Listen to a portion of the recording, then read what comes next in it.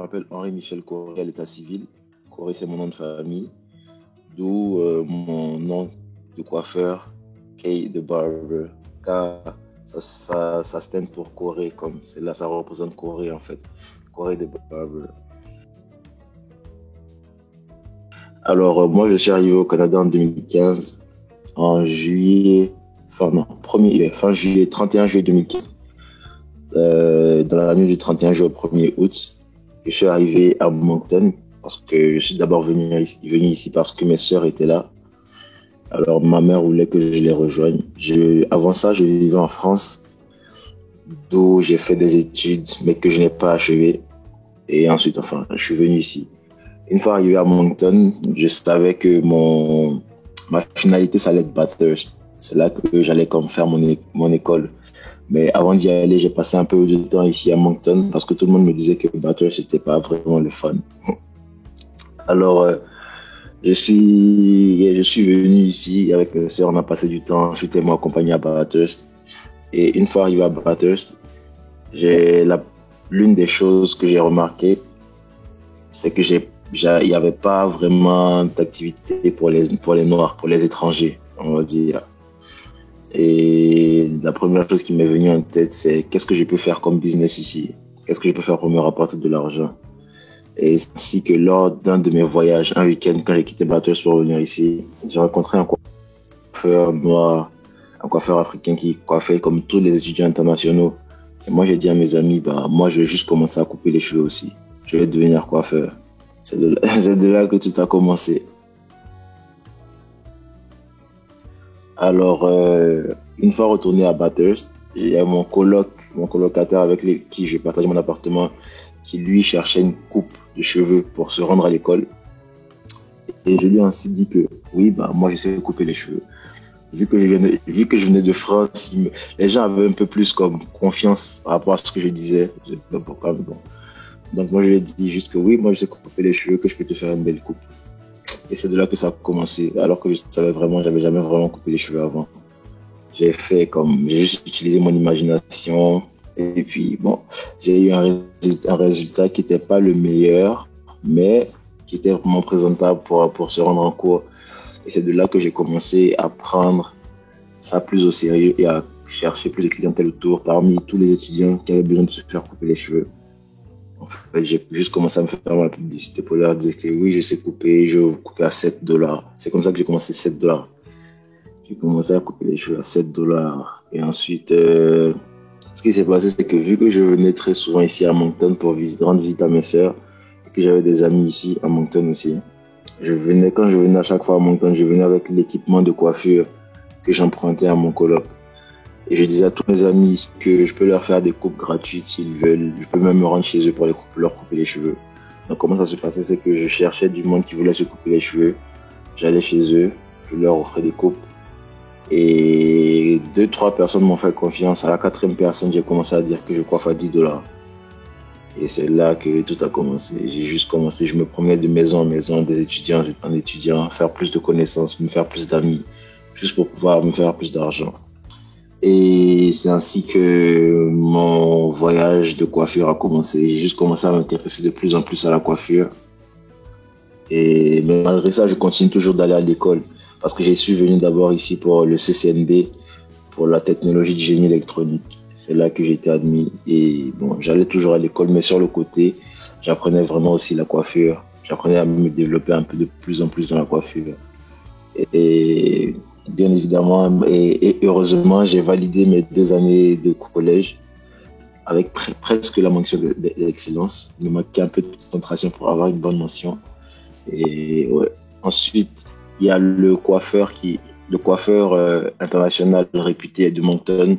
Lui, après sa graduation, a décidé de rentrer au pays pour faire le business avec sa famille, je pense. Moi, ça a coïncidé aussi avec ma fin des études collégiales à Bathurst.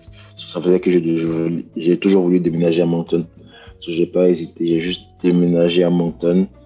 Et vu que lui, il était parti, il a vraiment laissé comme le terrain libre pour moi. C'est là que j'ai commencé à me faire de plus en plus de clients, à me faire un nom, à m'imposer.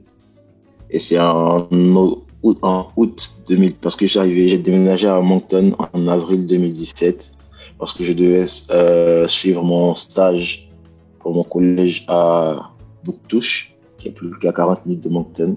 Je faisais des allers-retours là pour mon stage. Et pendant ce temps-là, je cherchais comme un endroit où je pourrais coiffer. Donc j'ai commencé à coiffer dans la cuisine de mes sœurs, qui elles-mêmes faisaient les cheveux aussi. Ouais. Elles faisaient les cheveux pour les femmes, les tresses, les perruques, ce genre de choses. Donc, moi aussi, on va dire en partie, elles ont été une de mes motivations pour commencer la coiffure. Donc voilà, je coiffais dans leur cuisine jusqu'en août, où j'ai pu comme amasser un peu d'argent et me prendre un logement. Ainsi que je me suis pris mon logement, un appartement de 2 chambres, où dans l'une des chambres, je faisais ça en mon salon de coiffure. C'est là que Kay the Barber est né. J'ai juste décidé de lancer Kay the Barber en avril. Et d'avril à août, je me suis fait quand même un bon nom, une bonne réputation à Moncton. C'est ainsi que me voilà aujourd'hui, Kay the Barber, dans un grand salon de coiffure. Là, en ce moment, je suis l'un des coiffeurs les plus incontournables de la ville, de ce qu'on me dit. Et voilà. Comment ça s'est passé, c'est que comme je l'ai dit auparavant, je suis d'abord arrivé à Bathurst et j'ai vu qu'il n'y avait pas de quoi faire pour nous. Il n'y avait vraiment pas d'activité pour les internationaux. Et lors d'une de mes visites à Moncton, j'ai réalisé qu'il y avait un coiffeur pour les internationaux. Et lui, il était pas aussi jeune que moi, mais il était dans la même génération que moi. Donc, je me suis dit, bah, pourquoi pas moi aussi? J'ai juste décidé de dire à mes amis qu'à partir de là, moi, je vais commencer à coiffer. Ils m'ont pas cru au début, ils pensaient que c'était une rigolade, mais après, je suis juste revenu avec mon matériel de coiffeur un week-end et je leur ai dit que oui, j'ai commencé à couper les cheveux et c'est de là que tout est parti.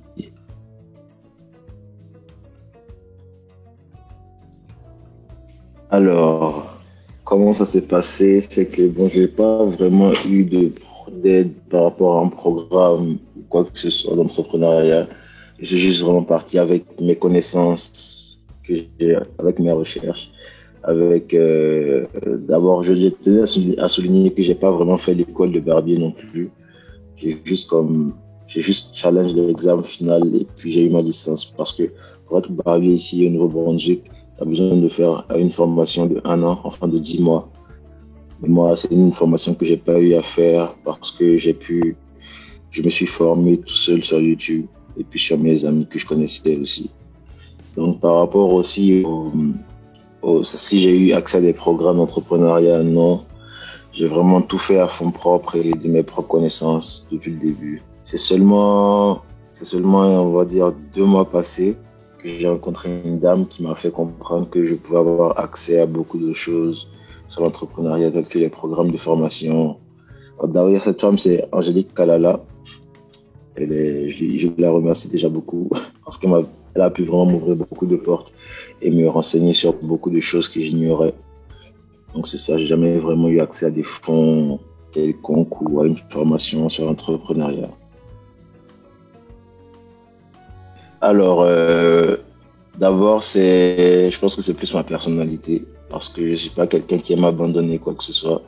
Je pense que quand je commence quelque chose, depuis que j'étais en France, je pense en 2014, j'ai toujours, ça c'était comment dire ça, ma source pas une source de base, c'était une phrase que j'aimais bien me dire, tu n'abandonnes jamais vraiment ce que tu veux vraiment.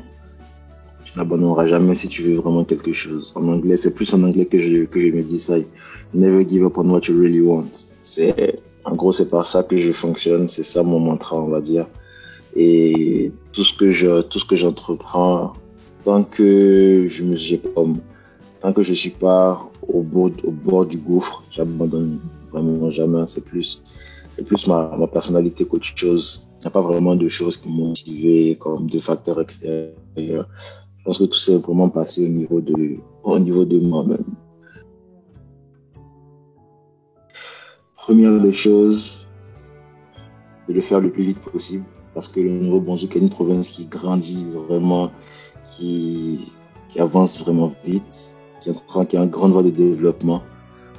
Deuxième des choses, c'est de vraiment bien planifier et avoir vraiment un plan avant de débuter son business. Peu importe où il se trouve, même si c'est pour nous vendre, peu importe où il se trouve, vraiment avoir un plan de départ, un plan comme selon lequel l'entrepreneur va fonctionner.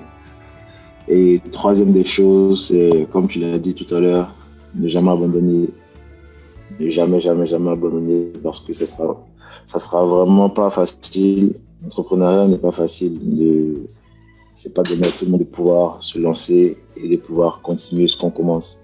Donc c'est ça, mon troisième conseil, c'est de vraiment ne pas lâcher jusqu'à ce que les objectifs soient atteints. Les saveurs de ma francophonie, c'est vraiment, je dirais l'amour, l'amour sans vraiment, l'amour sans vraiment c'est-à-dire c'est un amour qui est exprimé sans vraiment être exprimé en fait. C'est la manière dont je peux décrire, je peux répondre à cette question, c'est ce qui me vient en tête.